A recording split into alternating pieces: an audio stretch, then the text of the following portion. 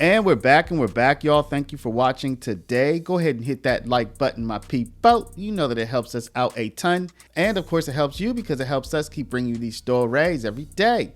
Now, y'all, today we're going to talk about your boy. You know who he is. It's Zohran Mamdani, the mayor-elect of New York City. I might call him snake oil salesman Mamdani, y'all, because he's been selling y'all all the snake oil, and you have been buying it by the boatload. And today we're going to take a look at some of the snake oil that y'all done bought from your boy. And we're going to take a look at how the police in New York City are turning their backs on your boy. So this video is about him calling for defunding the police. Zohran was a big police defunding advocate until it was time for him to try to get your vote. And then at that point, he became a more moderate voice about defunding the police. You see, back during the George Floyd protests, this idea that police are the enemy. It's the police that are the enemy. Y'all remember that, right? When that became the kind of a dominating thought among a certain subsection of society, they said, we need to defund these guys. And instead of police, we need social workers. We need social workers who will go out and police the streets. Well, that was an idea that took hold, and Zohran, he took it to the next level, y'all. You're going to hear his comments here shortly. He took it to a whole nother level. But again, once he wanted to get elected, he had to walk those comments back because he knows that they're crazy. So y'all, without a big long lead in, let's go ahead and just listen to some of his more recent, crazier comments that he made about the police in New York City. And we're going to see how he tried to moderate those comments. But also, you know, he has a transition team, the team that's going to help him take over the mayorship of the country's biggest and one of the most important cities. And one of his main people on the transition team is a defunder. So people are very concerned about that, y'all. So without further ado, my people, let's go ahead and get into it. But before we do, y'all, we are launching our official Patreon.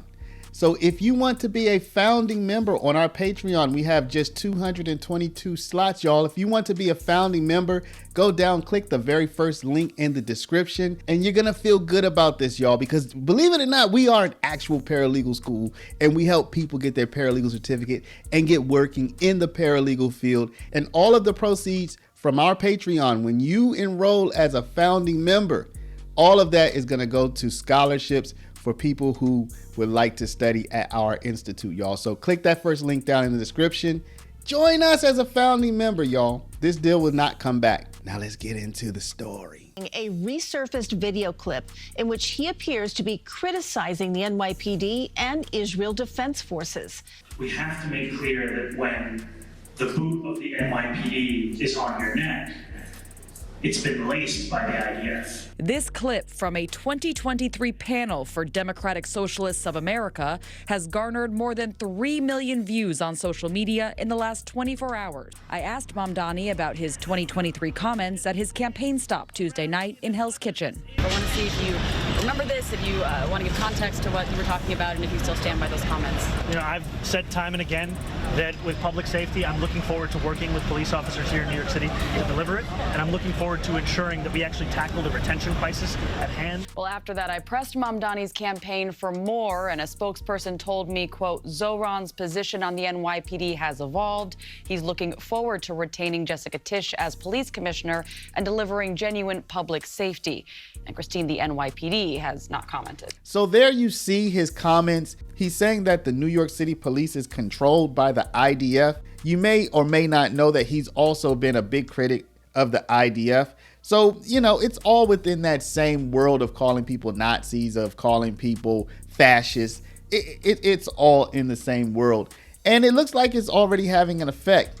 Here, the New York Post reports that NYPD already losing officers, with morale plunging as anti-cop Zohran Mamdani prepares to take the reins in New York City. It says a NYPD exodus is already underway, with a surge of officers quitting in the month leading up to anti-cop socialist Zohran Mamdani's mayoral win. Now, as a quick aside, New York City already needs more police officers, y'all. So they're losing cops when they should be gaining cops. And more might go if Police Commissioner Jessica Tisch exits, according to data and department sources. So we're going to see a little bit more about Tisch here in a sec. The NYPD saw a 35% hike in cops of all ranks leaving in October. 245 police officers compared to 181 in the same month last year, according to Police Pension Fund data. Quote, morale is down because everyone is concerned about the policies Mamdani wants to put in place. All right. They should be concerned. They should be concerned, y'all. Now, Jessica Tisch, Mamdani he's tried to keep her on, y'all, as the police commissioner.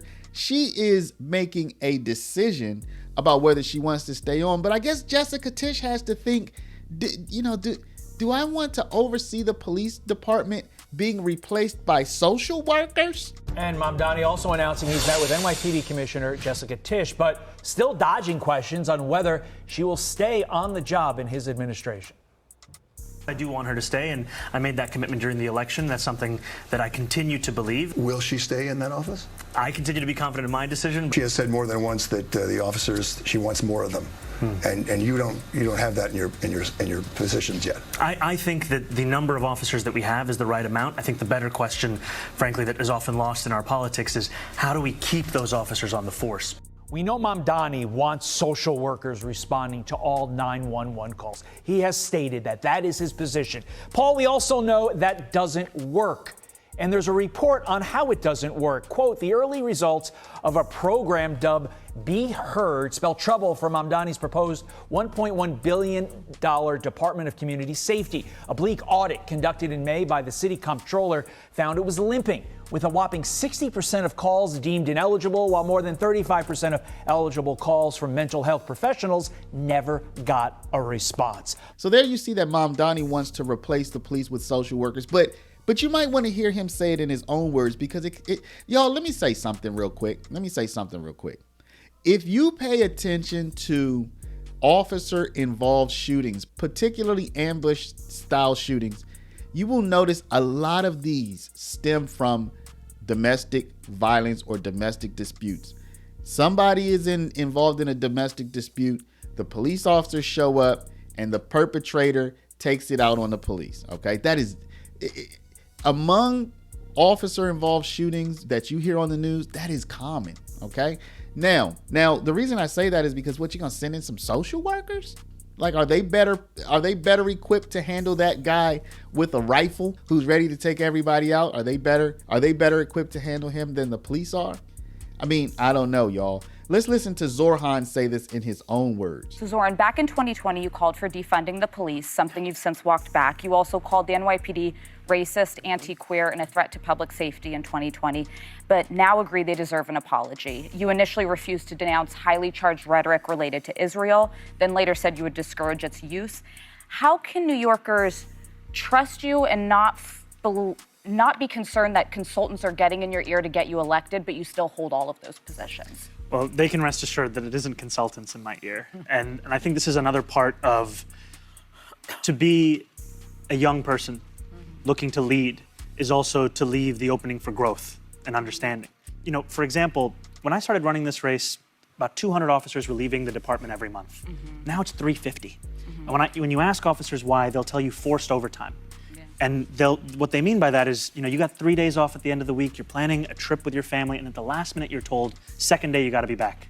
And part of the reason you gotta be back is because we're asking cops to do everything we can think of. We're asking them to handle mental health calls, we're asking them to deal with homelessness. Every year now, cops respond to 200,000 mental health calls. So our proposal is allow the officers to do their job of tackling serious crime and create a Department of Community Safety that deals with homelessness, that deals with mental health crisis, so that we don't have response times like we do today, which are closer to 16 minutes. So you have Jessica Tisch, the police commissioner. She's deciding whether she wants to stay or go. And I don't know, y'all. Zohran, is he making her feel comfortable when he's appointing a staunch defund the policer to his transition team? I mean, would that make you want to stay on as police commissioner? Paul, walk us through why it doesn't work. Well, what's going to happen is that the NYPD officers are going to get awfully tired of showing up late to try to de-escalate something that has gotten out of control. When you send social workers to a situation where somebody is emotionally disturbed or a very highly volatile situation like a domestic, which is the kind of thing that he's talking about, a domestic dispute, you have emotions that are really running high. And you have two patrol officers generally responding. There are tactics and all sorts of strategies that they use to de-escalate. And experienced patrol teams have those reflexes deeply ingrained. They know how to do it. There are all kinds of tactics they teach in the academy. You learn them. Who's going to show these things to the social workers? Nobody. And so what's going to happen is you're going to repeatedly get calls where the social workers are going to be needed to be bailed out because people who are on drugs, who are potentially mentally ill, are getting violent. And that only can get worse. Paul, he just named what the Post calls, quote, an impassioned supporter of the anti-cop movement to lead his transition team. This person worked in the de Blasio administration, to your earlier comment. What does that tell you, that this person is now going to lead his team in the transition? Yeah, it's not a good sign. You know, all of us here in the city and in the media are trying to read the tea leaves as to which Zohran Mamdani we're going to get. He's been trying to be all things to all people. He said a number of statements that are kind of internally inconsistent. And by appointing somebody like this, you have to imagine he's going to keep her on as part of his Gracie Mansion team. It's not a good sign because she's every bit as virulent in terms of her rhetoric as he was, let's say 3-4 years ago, the kind of stuff he's trying to walk away from. And we have to recognize that the DSA has said quite publicly, the people around him, that they are going to hold him to account. They are going to expect him to do all the things he promised. And if he doesn't, they're going to hold him to account. And finally, y'all, if all of this weren't, New York is relatively safe compared to how it was years ago, y'all. So Zohran is inheriting a relatively safe New York. So if you're thinking, man, I always hear about crazy violence in New York on the trains and people riding up on mopeds, doing drive-bys on mopeds. Yeah, just imagine if that's relatively safe compared to how it used to be. Just imagine how it used to be. All right. But now New York is about to close major jail facilities.